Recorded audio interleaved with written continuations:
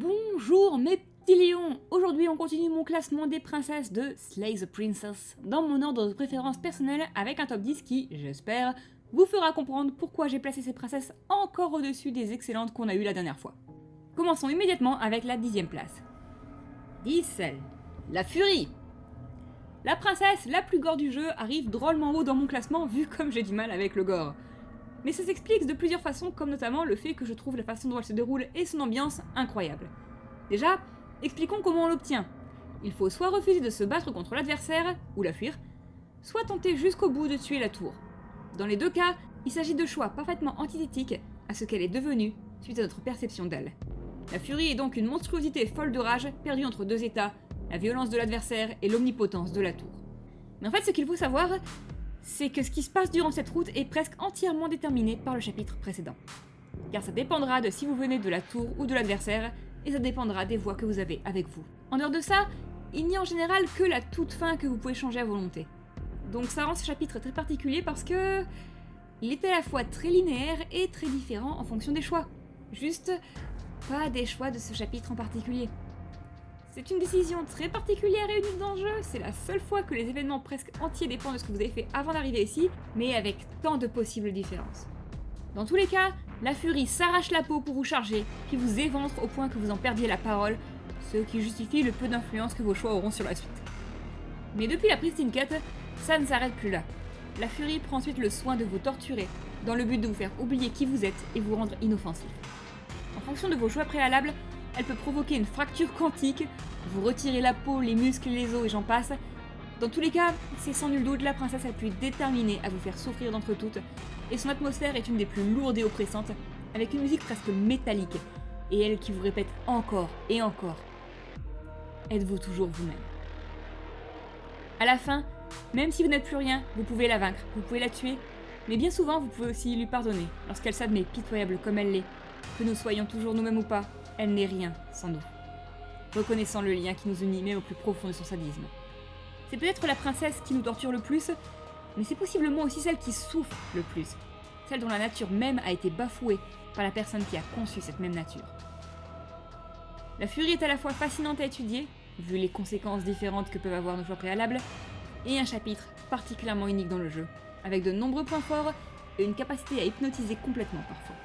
Mention spéciale à la route de l'adversaire avec la voix du résigné, où celui-ci, qui est pourtant en général la plus inutile de nos voix, se montre la plus fort pourtant que l'obstiné, car il est déjà si brisé que rien ne peut le détruire davantage, et donc il résiste sans le moindre problème aux assauts de la furie.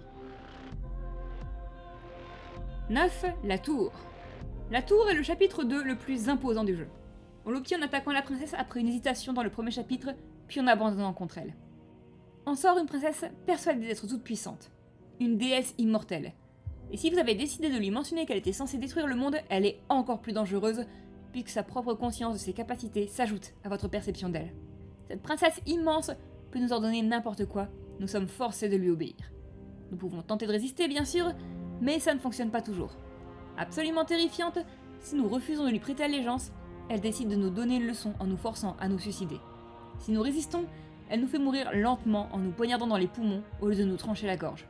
Et quoi qu'il arrive, en général, si elle ne le savait pas déjà, elle apprendra qu'elle est censée détruire le monde. Nous pouvons lui prêter allégeance, bien sûr, mais si nous résistons énormément et parvenons à la blesser, elle sera folle de rage, mais subir quelque chose que sa toute-puissance ne devait pas expérimenter lui fait perdre de sa magnificence, et elle se sent, avec horreur, devenir quelque chose d'infiniment plus monstrueux, à savoir la furie que j'ai mentionnée juste avant. C'est quelque chose de remarquable, car ce n'est pas souvent que la princesse sent qu'elle va devenir quelque chose d'horrible, et c'est une des rares fois où elle s'en horrifie elle-même. Pour conclure, si on lui résiste un peu, mais pas assez pour nous empêcher de nous suicider, alors elle revient plus forte, plus grande et plus majestueuse que jamais lors du chapitre de l'apothéose que nous n'avons pas encore vu. Ce chapitre 2 est particulièrement inquiétant et imposant, tout en ayant un côté épique et violent. Jamais, ou presque, ne sommes-nous aussi impuissants face à une princesse, et si vous ne faites pas certains choix, vous n'aurez même jamais l'occasion de résister. Tout est important dans ce chapitre. Négliger certains choix vous forcera dans l'une ou l'autre des routes plus tard, mais c'est ça qui est si bien fait. Ce n'est pas juste une décision qui vous forcera à vous soumettre, mais plusieurs. Et les résultats sont variés et particulièrement intéressants, en plus de mener à 2 des chapitres 3 les plus fascinants. En effet, que ce soit la furie ou l'apothéose, les choix que vous aurez dépendront en grande majorité de ce que vous aurez fait pendant la tour, Et vu comme elle est imposante et rend le fait de réfléchir aux options qu'on a difficile, c'est vraiment un des meilleurs chapitres 2 d'après moi. Et elle n'est qu'en 9ème position, rendez-vous compte. 8. La prisonnière. La prisonnière est un chapitre 2 particulièrement badass. Si vous prenez la lame et faites comme pour obtenir la demoiselle, en choisissant systématiquement d'aider la princesse et d'empêcher le narrateur de la tuer, elle fera de son mieux pour vous tuer rapidement et sans douleur, et sa bonté sera récompensée par énormément de chaînes. Assez pour qu'on se demande, sincèrement, si on veut poursuivre dans la droite ligne de ce qu'on a fait jusqu'avant, comment on va la sortir de là. La prisonnière est particulièrement piquante. Elle vous ordonne même de rester assis à une certaine distance d'elle si vous décidez de discuter avec elle, et elle utilisera ses chaînes pour se débattre si vous choisissez de la tuer ou de vous asseoir plus près que ce qu'elle vous a demandé. Si vous faites ça, soit vous pouvez la tuer alors qu'un instant plus tôt elle était votre allié, ce qui vous emmènera à l'éplorer victime de noyade, le moins bon chapitre du jeu, soit vous abandonnez et elle récupérera donc votre lame. Vous pouvez aussi lui donner votre lame après avoir discuté avec elle. Dans les deux cas, elle se coupera alors la tête sous vos yeux.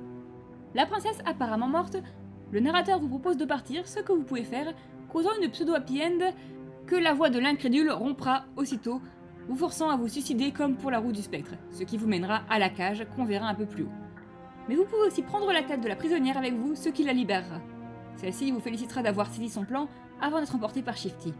Enfin, vous pouvez aussi, quand vous êtes toujours au sous-sol, examiner la chaîne à côté de la princesse, ce qui vous fera aussitôt vous retrouver enfermé avec elle, mais le temps passera alors, et comme tant que vous êtes ensemble et ne pouvez pas vous blesser, vous êtes immortel, finalement le chalet est détruit par le temps et vous finissez libre et indemne. Quel chapitre, mes aïeux, avec tant de possibles ouvertures ensuite. Cette princesse ne se laisse pas faire, mais n'est pas inutilement violente pour autant. Elle est distante et froide, mais aussi intelligente, et elle compte sur vous pour comprendre son plan lorsqu'elle se coupe la tête pour se libérer. Malgré ses désillusions, elle est dans l'action autant que possible, et saute sur les occasions tout en vous demandant de respecter ses propres limites. C'est une des princesses les plus humaines et pourtant impressionnantes de cette histoire, et je me serais senti mal de la pénaliser juste parce qu'un de ses chapitres 3 est le moins bon du jeu. 7. Ils vécurent heureux. En 7ème position, la princesse qui a le plus fait parler d'elle à la sortie de la Pristine Cut, celle qui est à l'heure actuelle en 2ème position de popularité et franchement pas loin derrière la première, celle que les créateurs du jeu considèrent comme potentiellement la meilleure chose qu'ils ont jamais écrite. Dit comme ça, la 7ème position doit sembler très bas, et ce n'est pas faux. Mais prenez tout de même en compte que je n'ai plus ou moins que des compliments à faire depuis je ne sais pas combien de temps, et Ils vécurent heureux est un chapitre parfaitement décent. Pour y arriver, il faut choisir de rester au chalet avec la demoiselle au lieu de la libérer. Celle-ci hésite, et donc les prix, pour la convaincre, s'ouvrent la poitrine pour lui montrer votre cœur battant. Vous arrivez alors dans un chalet qui ressemble plutôt à un palace, et où même le narrateur est incapable de voir quoi que ce soit de négatif. Cette fois, ce n'est pas dans le sous-sol que demeure la princesse, mais à l'étage, et la lame se trouve autour de son cou. Mais celle-ci a juste l'air ravie de vous voir, et vous invite à manger avec elle, alors qu'une ombre noire la hante. En même temps, nous nous rendons compte que l'esprit a disparu de notre tête. Le repas est le meilleur repas que vous ayez jamais mangé, mais quand vous avez terminé, vous avez toujours faim. Et chaque nouveau repas est plus horrible que le précédent.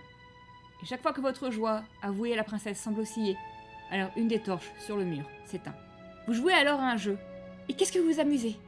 Mais ensuite, la routine s'installe et se répète, et votre joie disparaît. Vous êtes dans une boucle, comprenez-vous. Une boucle qui stagne. Un monde où rien ne s'use, rien ne meurt. Un monde où on ne manque de rien, mais aussi où rien n'évolue, rien ne change. Un monde sans mort, oui, mais aussi et surtout sans changement. Vous êtes dans le monde que souhaite le narrateur. Et celui-ci, tout comme vous, se rend compte que ce monde est un véritable enfer. Les prix, que la princesse semble désespérément ne pas vouloir contrarier, ressemblent à un abuseur qui ne s'assume pas. Ce monde à l'apparence parfaite est le plus dénué d'espoir d'entre tous. Il y a 3 possibilités. Soit vous laissez une torche briller et permettez à votre joie de subsister juste assez longtemps pour que Shifty vous atteigne, soit vous finissez d'éteindre les torches, et soit tuez la princesse, soit sortez avec elle et lui permettez de danser sous les étoiles comme elle le désirait tant. C'est un chapitre mélancolique, magnifique, très bien écrit et qui force à réfléchir. C'est la seule et unique fois que le narrateur devient réellement votre allié et vous invite à sortir, espérant que vous et la princesse parviendrez à contrecarrer ses plans. Et tout ce que vous pouvez faire du chapitre entier, c'est accélérer ou pas le processus, puis les 2-3 choix finaux. C'est finalement ça qui le place seulement en 7ème place. Le chapitre se déroule toujours de la même façon. Vous pouvez juste l'accélérer ou pas, en choisissant de manger ou non, en forçant sur les sujets qui fâchent ou non. Mais le chapitre se déroulera toujours de l'exacte même façon. Les seuls vrais choix importants sont de garder ou non la torche allumée, puis de tuer la princesse ou quitter le chalet avec elle. Ce chapitre est l'un des plus linéaires du jeu. Alors même s'il est incroyable la première fois qu'on le fait, et en effet très bien écrit, malheureusement à la répétition pour platiner le jeu, il fait partie de ceux dont je me suis très vite lassé. Respect total pour l'écriture et le sujet, ceci dit, l'exécution est magistrale. 6. La cage. Une autre route ajoutée à la Pristine Cut est une qui est un peu l'opposé de la précédente et sa jumelle à la fois. Par sa jumelle, je veux dire que la demoiselle et la prisonnière sont clairement des princesses liées d'une certaine façon, puisqu'on les obtient de la même façon, mais juste en ayant pris la lame au début ou non. C'est déjà un lien qu'on remarque avec les déplorés, mais on les remarque aussi à ces deux nouvelles princesses. La cage s'obtient en ne comprenant pas que la prisonnière souhaitait que l'on prenne sa tête avec nous, on l'abandonne alors derrière nous, et on est chassé de toute possible bonne fin du narrateur par nos petites voix qui nous poussent alors à nous suicider et passer au chapitre suivant. C'est donc une fois de plus une route qu'on obtient en ne comprenant pas ce que notre allié souhaite de notre part. Tout comme nous étions incapables de comprendre, dans Ils vécurent heureux, que la demoiselle ne souhaitait pas rester dans le chalet.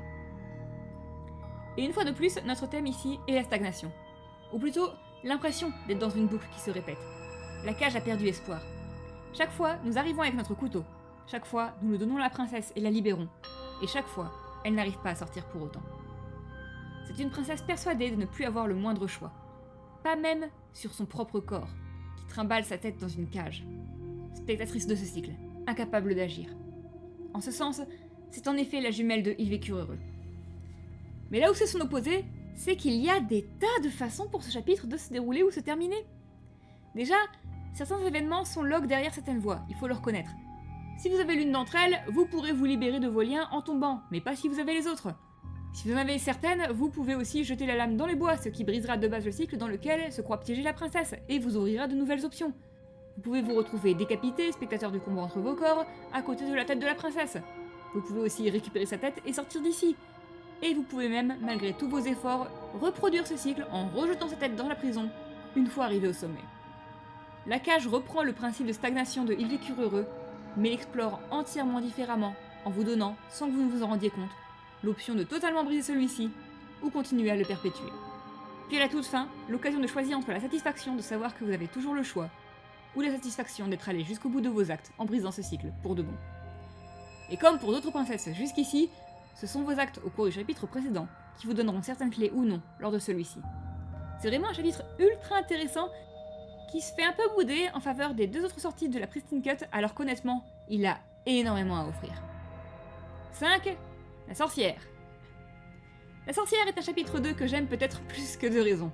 Obtenu si vous trahissez la princesse après être venue désarmée et continuez à vous battre contre elle jusqu'à vous entretuer, cette princesse est furieuse et vous fait bien comprendre que vous vous êtes fait une ennemie à vie. Elle vous déteste, elle n'a aucune confiance en vous, et la voix qui s'ajoute à votre tête est l'opportuniste, un être sans foi ni loi qui trahit tout ce qui bouge et est délicieusement ignoble, montrant bien la façon dont elle nous perçoit. Cette cat girl et vous jouez un véritable jeu de dupes, chacun toujours occupé à tenter de trouver l'occasion de tuer l'autre. Un cycle de violence sans fin dont vous refusez de sortir. Et ce qui est le plus terrible dans ce chapitre, que je trouvais très insatisfaisant au début mais qui me plaît de plus en plus en fait, c'est qu'il n'y a aucun moyen, dans ce chapitre, de rompre ce cycle. Si vous attaquez la sorcière, vous finirez écrasé par le chalet et cette destruction par le bois vous mènera vers la nature sauvage. Si vous décidez de partir ensemble mais passer devant, il en viendra de même, car elle vous attrapera et sautera avec vous pour vous écraser par terre, plutôt que de vous laisser l'occasion de l'enfermer en bas. Et si vous l'enfermez justement, c'est pareil. Quoi qu'il arrive, l'un de vous trahira l'autre. Une des rares façons de faire sortir la sorcière elle-même est d'ailleurs de la laisser vous trahir en la laissant passer la première, auquel cas c'est elle qui vous enferme dans le sous-sol. Mais si vous choisissez de rompre ce cycle, si vous donnez la lame à la sorcière en gage de bonne foi, eh bien elle vous poignarde immédiatement et sans hésiter. Et juste après, elle se rend compte de ce qu'elle a fait. Lorsqu'elle comprend que vous étiez sincère, c'est la seule fois que la sorcière perd totalement son côté miroir de l'opportuniste, alors qu'elle comprend avec horreur que vous vouliez vraiment mettre fin à cette violence. Après tout, c'est vous qui avez initié la violence lorsque vous l'avez trahie au cours du chapitre précédent. Elle n'avait aucune raison de vous faire confiance. Mais c'était à vous aussi d'y mettre fin, et c'était votre choix. Et elle l'a compris trop tard. Peu importe ce que vous faites avant, si vous flirtez, si vous la menacez, si vous êtes gentil ou agressif avec elle, vous avez fait le choix de mettre votre vie entre ses mains, et elle vous a trahi avec autant de violence que vous ne l'avez trahi. Elle n'est maintenant pas mieux que vous. Cette incapacité à vous faire confiance, qui est toujours source de tragédie, peut également arriver à deux des plus belles histoires du jeu, avec d'un côté la nature sauvage, qui vous rappelle l'être que vous étiez auparavant, et de l'autre, si vous tentez de rompre le cycle, l'épine, que nous n'avons pas encore vu dans ce classement, et ce pour une bonne raison. 4. L'apothéose. Si la tour parvient à vous forcer à vous trancher la gorge, alors elle reviendra plus grande et forte que jamais sous la forme de l'apothéose. Elle est géante, elle est imposante, elle a la meilleure musique du jeu, et il est tellement évident que vous ne pouvez rien contre elle. Alors que diriez-vous de tenter le tout pour le tout?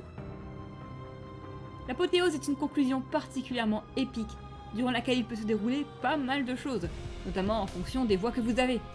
Avec le contradicteur, vous pouvez combattre jusqu'à ce qu'elle vous immobilise, et même là vous pouvez aller jusqu'à lui jeter votre lame dans l'œil dans une ultime preuve de défiance. Mais avec le paranoïaque, mais il va me rappeler pourquoi il est une de mes voies préférées, car le paranoïaque va secouer le résigné jusqu'à ce que celui-ci se ressaisisse et devienne votre arme ultime, au point de, après avoir été enterré plusieurs fois, changer votre lame en une épée surpuissante qui peut même briser le bouclier d'une déesse. Vous pouvez aussi choisir de ne pas vous débattre du tout et juste d'accepter et embrasser votre nouvelle déesse. Que vous vous débattiez ou non, vous finirez bien souvent par voir l'apothéose toucher le tissu entre les dimensions et se mettre à l'arracher. Mais votre attitude avant et à ce moment peut tout changer également. Cette action est incroyablement douloureuse pour vous, car en tant que quiétude éternelle, vous faites partie de cette construction. Et c'est donc une sensation horrible. Et là, vous pouvez choisir de la faire souffrir elle aussi, comme elle vous fait souffrir, ce qui peut mener à deux fins différentes en fonction de vos actes au préalable. Soit elle se retrouve emprisonnée par vous, alors que le monde extérieur et la liberté sont juste à portée de vue.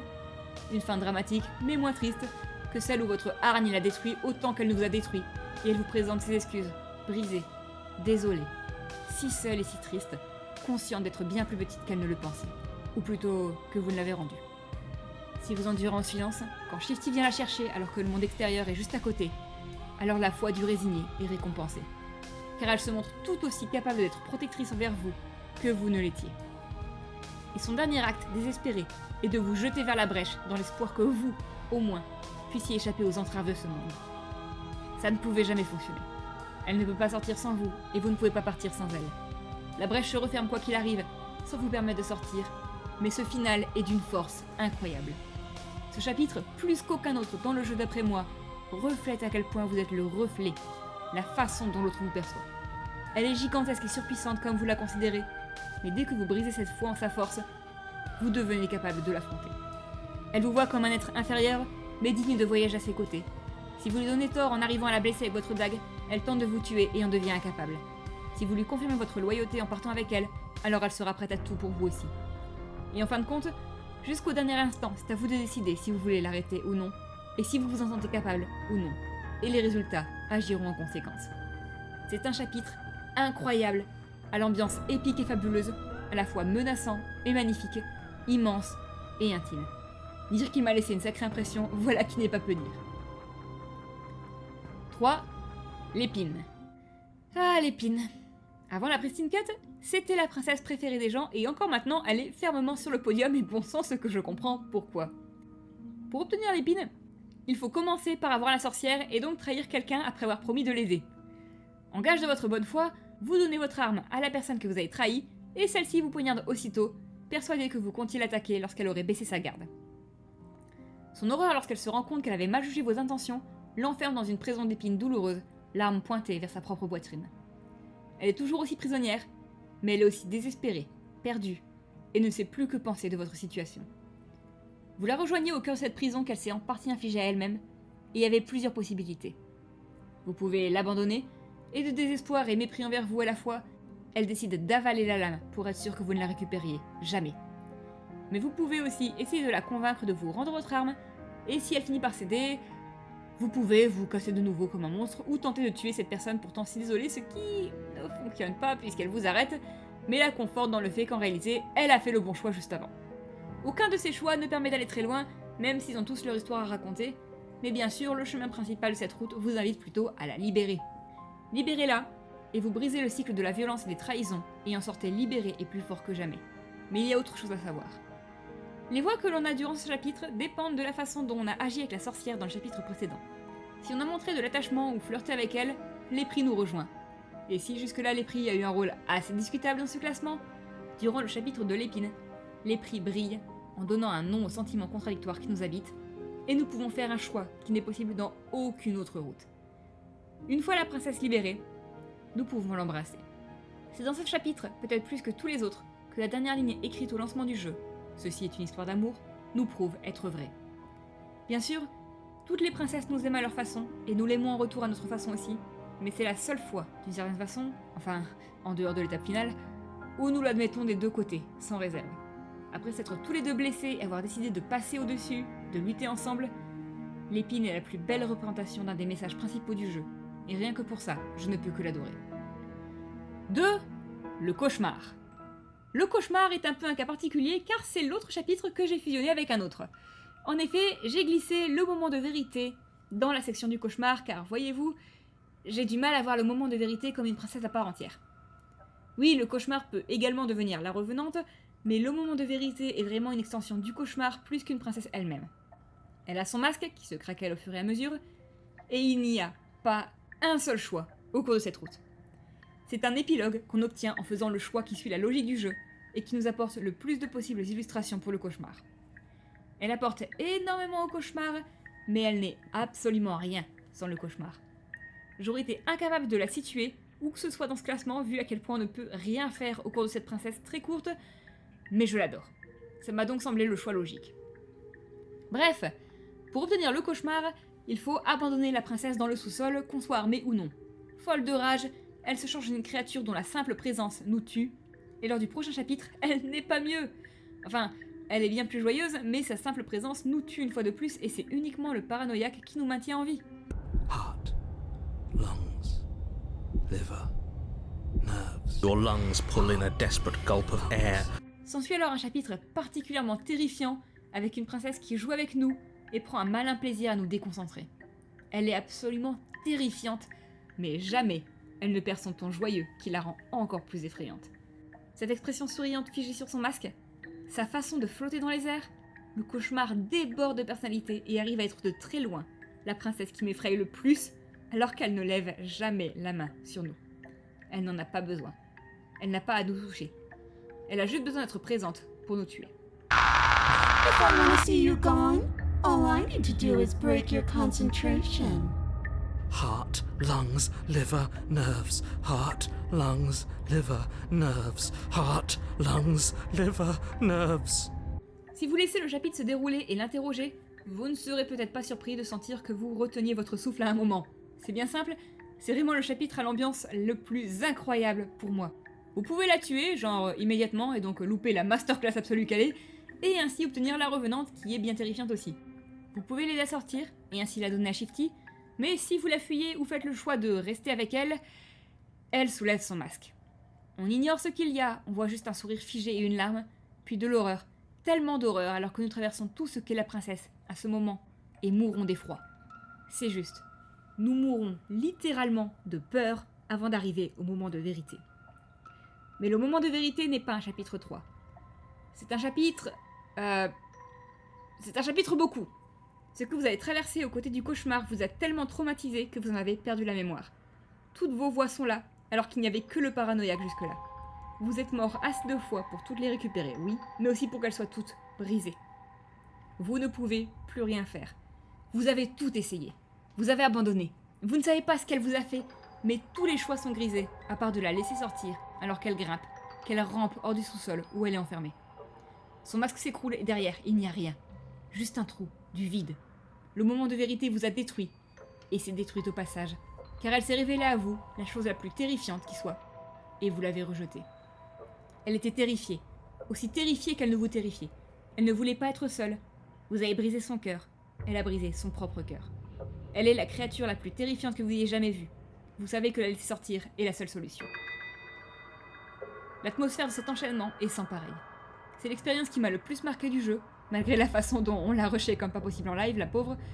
Pour moi, elle mérite très largement cette seconde place, ne serait-ce que pour l'effet qu'elle a eu sur moi. Et numéro 1, la princesse et le dragon. Bon, je suis pas originale, à l'heure actuelle, la princesse et le dragon demeurent au sommet du classement de popularité, même si elle a peut-être été passée par Île Vécure Heureux depuis. Dans tous les cas, ce n'est pas pour rien si cette route est autant aimée. Pour obtenir la princesse et le dragon, il faut être un sac à merde 2 fois de suite. tuer la princesse sans hésitation pour obtenir le spectre, puis une fois face au spectre, la laisser nous posséder, puis nous suicider tant qu'elle est dans notre corps. Dans son désespoir, la princesse fait le souhait que vous puissiez voir la situation de son point de vue. Et vous savez ce qui s'est passé la dernière fois que vous avez pu mourir alors que vous étiez plus ou moins ensemble? Ça a fait la nature sauvage, où vous ne faisiez plus qu'un ou presque. Et bien là, vous vous retrouvez soudain dans le corps de la princesse, comme une petite voix dans sa tête, au même titre que les petites voix qui vous accompagnent d'habitude. En plus d'avoir l'occasion de découvrir comment le chapitre se passe pour la princesse, à savoir énormément d'attentes avant tout, sans le moindre choix de sa part, vous avez également ce mystère angoissant de l'autre côté. Vous êtes là. Alors, où est votre corps et qui le contrôle à l'heure actuelle? Eh bien, vous aurez cette réponse lorsque le corps en question arrive, avec un combo de voix particulièrement terrifiant puisque l'opportuniste s'est ajouté à l'insensible. Mais même sans les voix, vous avez l'occasion de voir à quoi vous ressemblez et vous êtes terrifiant. Un énorme monstre qui ressemble de loin à un oiseau, et vous commencez à vous demander comment la princesse a su vous regarder si calmement jusqu'ici. Quoi qu'il advienne, au bout d'un moment, votre corps piloté par ses sacripants choisira de vous poignarder, ce qui vous fera revenir à votre corps. Et ce qui se passe à partir de là, en revanche, peut changer radicalement. Avant de nous attaquer aux différentes façons pour que la route se déroule, en revanche, je tiens à mentionner que je trouve que ce chapitre est également particulièrement drôle. C'est rare dans ce jeu, mais je me suis pas mal bidonné. Notamment parce que le 4e mur est mort et enterré, nous pouvons librement dire à la princesse que c'est bizarre car vous avez droit à un intertitre et pas elle. Il est rendu canon que vous discutez avec vous-même pendant parfois des heures sans qu'elle n'entende rien, représentant ainsi vos monologues internes entre voix et les choix que vous devez prendre. Et j'en passe. C'est un chapitre comique, mais il faut aussi savoir que ce chapitre peut en gros se dérouler de 5 façons différentes. Et le premier gros choix en réalité, vous ne le faites pas pendant ce chapitre, vous le faites pendant le spectre. Et oui, on retourne à ces princesses où le choix le plus important se fait en fait lors du chapitre précédent. C'est loin d'être le seul, mais contrairement à la Furie ou d'autres où ce sont les voix qui changent et donc feront varier vos possibilités, ici c'est la princesse elle-même. Car la princesse de La Princesse et le Dragon, en gros, est la princesse du premier chapitre. C'est 2 possibles versions. C'est un peu plus compliqué que ça, mais en gros, si vous laissez la princesse vous posséder sans rien lui faire, pendant La Princesse et le Dragon, vous partagerez l'âme d'une princesse douce et délicate qui se fait poignarder et ne peut riposter. Lorsque vous retournez dans votre corps, vous pouvez l'abandonner à son sort comme un monstre, vous pouvez aussi la poignarder ou décider de la libérer. Des choix qui, dans tous les cas, vous feront retourner dans son corps jusqu'à ce que vous ne soyez plus qu'un et que Shifty ne doive l'arracher à votre présence elle-même, récupérant uniquement l'âme de cette princesse esquissée à la craie. Vous pouvez aussi simplement la laisser se libérer. Si par contre vous avez attaqué le spectre ou fait quelque chose dans le genre avant de la laisser vous posséder, vous serez accompagné d'une princesse agressive et plus sèche, même si elle est tout aussi prête à faire table rase sur le passé.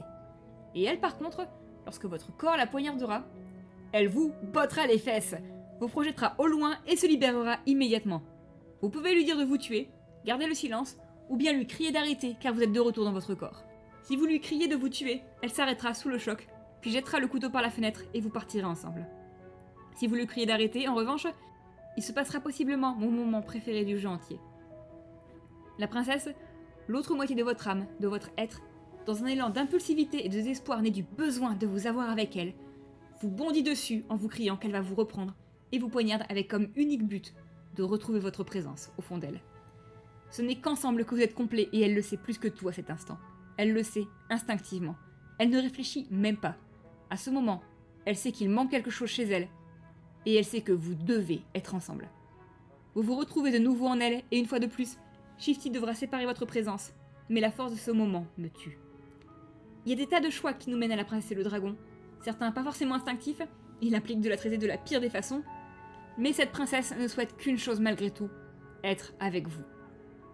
Et tous ces choix peuvent mener déjà à 2 chapitres à la fois identiques et complètement différents, puisque la princesse agit totalement différemment en fonction de ce que vous avez choisi de faire avec le spectre.